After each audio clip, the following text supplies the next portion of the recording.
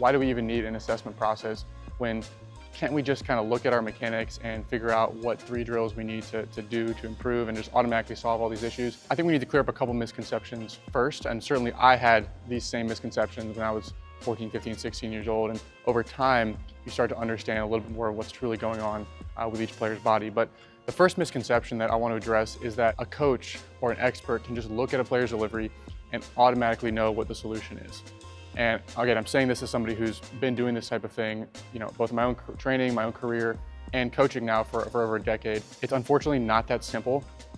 Athletes will DM us and say, like, here's a video of my mechanics. Like, what do I need to do to fix it? They'll email us in, and they think that we can just look at one throw or one bullpen and automatically know the solution.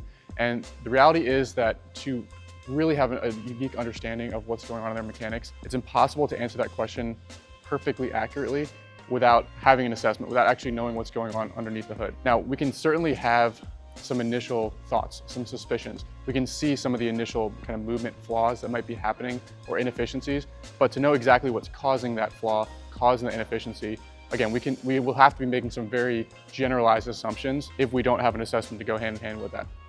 So think about like a doctor. You go to a doctor and can they just like look at a patient and know immediately and automatically everything that's going on underneath the hood? Well, no, they might have some suspicions right away based on the initial symptoms they can see, but they'd have to do some tests, look at some blood work, gather more data to be able to make an informed diagnosis and to be able to create an actual treatment plan. So a ton of different issues might have similar outward-facing symptoms, and you have to do that initial digging, go a little bit deeper to actually figure out what the treatment plan is, because one approach might actually make certain problems worse, whereas it might help another.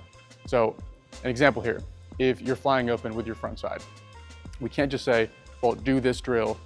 That's not really how it works. Like, that might be one part of the equation, but there's more that goes into it. For us at Tread, ultimately it comes down to understanding each player's underlying structure and the function of their body, how that ties back to their performance, their velocity, their pitch shapes, command, and more. So we need to understand how your body moves, your structure, your function, not just what's happening in your actual mechanics. That's only one piece of the equation. And so this is one of the first reasons why we need a movement screen. We need to know what's going on underneath the hood, not just above the hood in your mechanics. And this allows us to identify the root cause, which is often more than just you need a specific drill to fix it.